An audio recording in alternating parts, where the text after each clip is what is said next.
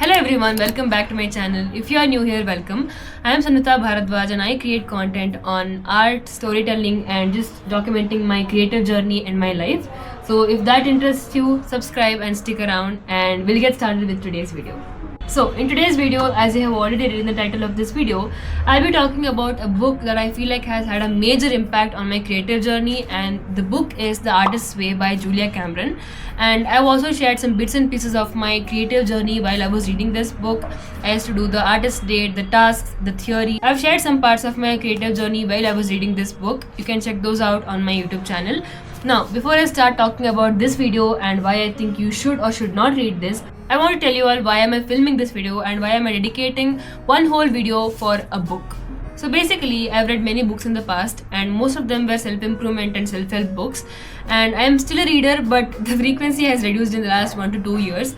But back then I used to read a lot of self-help books and I have even made some YouTube videos on those books, and you can check those videos out actually, because even though it feels like a completely different version of Sanutha back then, like I was different and I was just way younger than I am now, but it is still value packed. I can assure you that those videos are value packed, so check them out if you're interested. I'll put the link to that playlist somewhere here or in the description below. You can check that out. Now, talking about books, this book is different, okay? This feels different because this is not just a book that you read and move on from. This is not a book that you read 2 lines per day while traveling in the metro and just forget about it for the next 2 weeks. It does not work like that, because this book is like a course. It is like a workshop. It is like a 12-week journey that you have to step on and keep going, and it requires commitment. Now, don't panic when you hear the word commitment. Not that you guys have commitment issues, But just that it is very likely that whenever we hear someone say this book requires commitment or that this dash requires commitment, the first thought that comes to our mind is, oh, then I won't be able to do it now. I'll do it sometime in the future. I'll get to it sometime in the future. We just put it to the future because we think that we don't have enough time to commit ourselves to something like that. But I am telling you, as someone who has read this book and as someone who has been on this 12-week creative journey, it is not that heavy, okay? You can handle it. Yes, it asks for discipline. Yes, it asks for at least 5 hours from your whole week for you to spend on while reading the theory, while working on the tasks and just trying to do the artist date. But anything worth it asks at least that much from you, doesn't it? And I'm telling you, this book is worth it. Now, talking about where I was before starting this journey, basically who I was before I started reading this book, there are a few things. Number one being that I had low self-worth. Secondly, I had low creative confidence. Thirdly, I had a lot of blurts. Blurts are basically negative affirmations we tell to ourselves.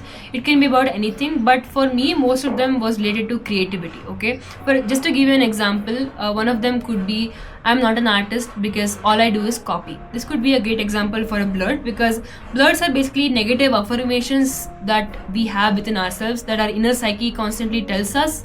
So those are blurts, and I had a lot of those. And fourth, I had low discipline, and fifth, I had a lot of fears, okay? And most of these fears don't even make sense, but they affected how I approached creativity. So yeah, this was me before I started this creative journey and started reading The Artist's Way. Now, what changed after the book is, cut to now, one of the major shifts has been for me is creative confidence. I think there are a few reasons why this happened. Number one being that this book almost debunks most of the things that artists fear. See, when you start reading this book, what I feel like is every artist, when he or she reads this book, it's like Julia Cameron gets you. Like every fear that you have, every problem that you feel like you only face, or every internal struggle that you go through, Julia Cameron addresses it. So you start to feel seen, okay? Because she gets you. Like when someone gets you so well and you're just reading this book and you're like, oh my god, that is so true, you start to feel seen. And I think sometimes that is all an artist needs, just to feel understood. And I feel like when you read this book, that is exactly what happens, okay? Julia Cameron makes you feel seen and you feel like, as an artist, okay, so I am who I am and I am not on the wrong path. And second thing that helped my creative confidence is that I started working on the blurts constantly, which totally helped me not let it get to me every time and keep moving forward. Some of the other things that has changed after the book is that now I have a lot more discipline than I used to have. Secondly, I have more clarity on my words and my actions. And the last one is that now I do what I say I will do, and trust me, this is a game changer. It changes the way you see yourself, the way you feel about yourself, and the way you act, because once you start actually doing what you say you will do, either it is to yourself or to others, it is a game changer. I don't know how to explain it very well, but this is what helped me a lot, and this has changed a lot after I started reading this book. Even though I don't think it is completely just the book, but it is also the fact that I've been taking action in alignment with the book and my goals. Now, let's talk about the practices that actually affected me. The first one is the morning pages. I'll be honest, I was familiar with this concept before. I had come across the concept through other people's YouTube videos and people who had already read this book and shared their insights. But I only understood how powerful it is only once I started actually doing it, and oh my god. Basically, I'll talk about morning pages in another video because I want to practice it for a few more weeks or months and then share my deeper insights. But as of now, one thing I can say is that it is one of the best habits I've inculcated into my routine in the last 4 months. Truly the best habit ever. It has helped me so much, and I definitely recommend this. And secondly, artist dates were helpful too, some more than others. In the first half of the Artist Way journey, I was more consistent with the artist dates than in the second half, because in the second half I was not consistent with it only because I did not feel like I was creatively exhausted to go on an artist date. I mean, the way I saw artist date is that it is a time you give to let your inner artist breathe, let your inner child be happy. Every day already felt like I was listening to the inner artist and the inner child in me, so I did not feel the need to go on a separate artist date every week. Some may not agree with this, but that's okay. I've enjoyed the artist date that I went on, but I just didn't feel the need to continue it. And third practice that actually helped me is creative affirmations. Now, this I started doing after my morning pages. Like every day after writing my morning pages, I wrote creative affirmations.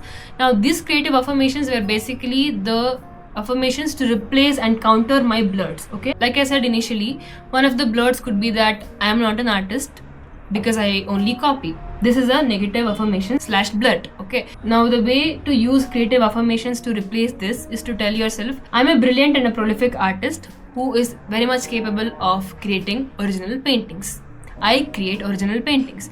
These are the positive affirmations and creative affirmations that I started using to replace my blurs, which were basically negative things that my mind was telling me. Simply said, it is basically nothing but saying the exact opposite of what the negative psyche is telling you all the time in your mind. And over time, I can definitely say that it has helped me. And the fourth practice that actually helped me is having faith in creativity. This is the idea that creativity is a life force, and I am a channel through which God is creating art, or I am a channel through which the universe is creating art. My job is simply to show up and not control the outcome, and just having this attitude has helped me a lot. Now, let's talk about why you should read this book. Number one, this book doesn't teach you how to create art, it teaches you how to unblock yourself as an artist. This book doesn't give you techniques, formulas, or rules, it just delves directly into the real problem, which is the mental blocks, the fear of being bad, the fear of being seen, the fear of wasting time, and just the obsession of being perfect. All of these are the mental blocks, and this book helps us work on those. Most people don't actually lack talent, they just lack permission, the courage, and the consistency, and this book helps in untangling all those knots without actually being forceful. And secondly, it heals your relationship with creativity. This I can definitely vouch for, because I feel like for many of us, creativity starts getting heavy because it gets tied to recognition, to productivity, or to self-worth. And this book really helps you with that, because you will start to create not just because you want to show it to somebody or to prove something. Instead, you start creating just to feel happy, just to keep the inner artist alive, and because creativity is the way to live. And thirdly, it helps you trust your creative voice again. Somewhere along the way, most of us have learned to doubt ourselves. We seek the approval of others than trusting our own instincts. This book definitely helps you with that, and it slowly brings you back to your own voice. And fourth one, and lastly, you don't finish the book the same person. Not because there is some drastic change because of the book, but because it helps you improving and healing your relationship with your creativity and yourself. You take yourself seriously, but not too much. You start honoring your creative impulses, and this shift stays with you long after the book ends. Now, I want to be very clear about one thing. This book does not magically change your life. It will not help you if you read it passively. Just highlight a few lines and go back to your same patterns. It only works when you decide to change, you decide to show up, you decide to write even on the days you're not feeling like it. You take yourself seriously and you live in alignment with what you say you will do and live in alignment with what you are aiming for. The Artist's Way, this book doesn't do the work for you but will hand you the tools that will help you heal your relationship with creativity and yourself as an artist. So use those tools, be consistent and keep going, because as long as you are consistent, you stay disciplined and you continue to show up every day towards your dreams and to what you're aiming for, this book definitely helps. So yeah, that is all for today's video. Thank you so much for watching. I hope you liked watching this video. If you did, give this video a thumbs up and subscribe to my channel and share this video. And yeah, to end it, I just want to say that please read this book at least once in your lifetime. Whether you're an artist or not, you are an artist still, even if you think you're not one. Read this book, because trust me, it is worth it. It will change the way you think about a lot of things. And if you're an artist already, it really helps you improve your relationship with yourself and art. So read this book, and yeah, I'll see you in the next video. Bye.